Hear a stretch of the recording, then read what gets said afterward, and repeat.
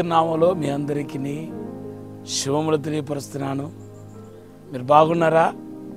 దేవుడు మిమ్మల్ని మీ కుటుంబాన్ని ఆశీర్వదించాలని ప్రభు ఎంతగానో కోరుకుంటున్నాడు.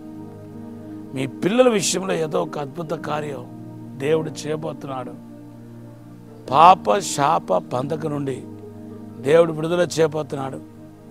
త్వరలోనే 2 అద్భుత కార్యం మీ కుటుంబంలో దేవుడు చేసి తన నామాన్ని మహిమపరచకపోతున్నాను మాట్లాడుతున్నాడు. మీరు సిద్ధపడండి. మీ హృదయంలో ఏదైతే అనుకుంటున్నారో ఆ కార్యాన్ని దేవుడు ఇంకా కొద్ది దినాల్లోనే సఫలపరచబోతున్నాడు. కీర్తన 37:4-5 వాగ్దానం చేస్తున్నాడు.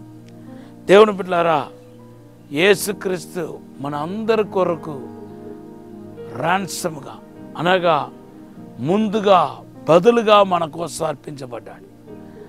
ఆయన కొరకు మీరు ఏం చేస్తున్నారనేది ఈరోజు పరిశుద్ధాత్మ దేవుడు మనల్ని చూసి అడిగే ప్రశ్న. మనం ఏం చేస్తాం? ప్రభువునందు విషయంలో మనం ఏం చేస్తాం? బైబిల్లో రాయబడి ఉంది. 6వ అధ్యాయం మత్తయి సువార్త 6వ అధ్యాయం 33వ వచనంలో, మొదటిగా ఆయన రాజ్యమును వెతకండి, అప్పుడు మీకు అన్నీ ఇవ్వబడతాయని రాయబడి ఉంది. అవును, దేవుని రాజ్యాన్ని మనం వెతకాలండి.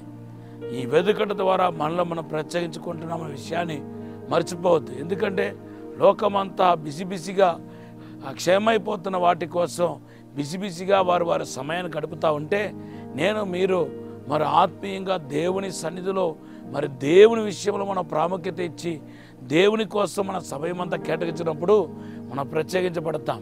అంతేకాదు లూకా సువార్త 2వ అధ్యాయం 49వ వచనంలో అందరూ పండుగకు వచ్చారు. ఆచారంగా అదొక ఆచారమే. ఆ దినాల్లో యూదులందరూ పండుగకు వచ్చారు. యెరూషలేములో కానుక చెల్లించి వెళ్ళేవాళ్ళు. అలాగే యేసు తరైన మరియా యోసేపు మరి యూదులకు ఆచార ప్రకారమే మందిరానికి వచ్చారు, కానుకలు చెల్లించారు. తిరిగి వెళుతున్నప్పుడు యేసు కనపడలేదు. అయితే యేసు ఎక్కడని చెప్పి 3 రోజుల పాటు వెతికారు. బైబిల్ చెప్తుంది యేసు మరి శ్రేష్టమైన స్థలంలో ఉండిపోయాడు. అనగా పరిసయ్యులు, సదుకేయులు, వేద పండితుల మధ్యలో దేవుని యొక్క వాక్యాన్ని ధ్యానించి ఉండిపోయాడు. దేవుని బిడ్డలారా, వాళ్ళు వచ్చి అడిగినప్పుడు అది తప్పు కాదన్నట్టుగా మరియా యోసేపు వచ్చి యేసు దగ్గర నువ్వు ఎందుకు ఇలా చేస్తావని అడిగినప్పుడు అది ఏమి తప్పు కాదు, దేవునికి ప్రాముఖ్యత తప్పు ఏంటి అన్నట్టుగా ఆయన జవాబు ఇచ్చాడు.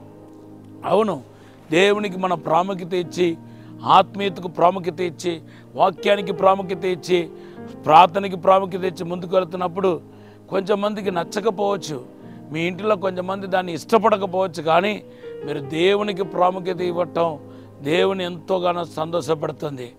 దేవునికి ప్రాముఖ్యత ఇవ్వకపోతే నేను ఎవరికి ప్రాముఖ్యత ఇస్తాను అనే భావన కలగాలి. మా లూకా సువార్తల 10వ అధ్యాయం 38-42 వచనాలు చదివితే మరియా యోసేపు ఇద్దరు మనకు కనపడుతున్నారు. దేవుని బిడ్డలారా, వాళ్ళిద్దరూ దేవునికి ప్రాముఖ్యత ఇచ్చారు.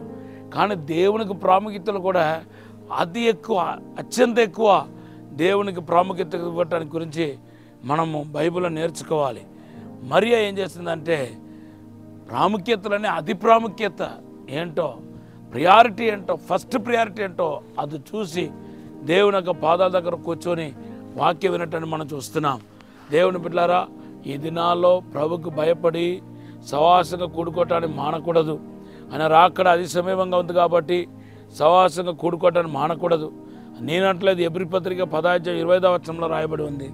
తర్వాత మనం చూస్తే మరి ఎక్కువ ఎంతో మన ప్రార్థనలు గడపాల్సిన వారమై ఉన్నాం. లూకా సువార్త 21:34-36 వచనాలు చదివితే మరి ఎక్కువ మన ప్రార్థనలు ఉండాలని రాయబడి ఉంది. లూకా సువార్త 18వ అధ్యాయం 8వ వచనంలో మరి యేసు ప్రభు వచ్చినప్పుడు ఈ భూమి మీద విశ్వాసానికి అనుగుణనా అని రాయబడి ఉంది. కనుక ఈ విశ్వాస భ్రష్టత్వం పట్టిన ఈ దినాల్లో మన దేవుని పాదాల దగ్గర గడపాలి, దేవుని కొరకు జీవించాలి, దేవుని ఎదుట నిందారహితంగా పవిత్రంగా మనం ముందుకు సాగాల్సిన వారమై ఉన్నాం. దేవుడి ఈ మాటలు దీవించనగాక. ఒక చిన్న ప్రార్థన చేస్తాను. పరిశుద్ధము నమ్మకమైన పరలోక తండ్రి, నీకు వందనాలు, స్తోత్రాలు ప్రభా. మమ్మల్ని క్షమించి, మన్నించి, పరిశుద్ధపరిచి, శుద్ధీకరించి ప్రభా తండ్రి అయ్యా మమ్మల్ని మీ కొరకు పనిచేసే కృప దయచండి. నీకు ప్రాముఖ్యత ఇచ్చే కృప దయచేయమని తాకుమని యేసు నామములో అడిగి వేడుకుంటున్నాము తండ్రి. Amen. Have a blessed day. దేవుడు మనం దీవించనగాక.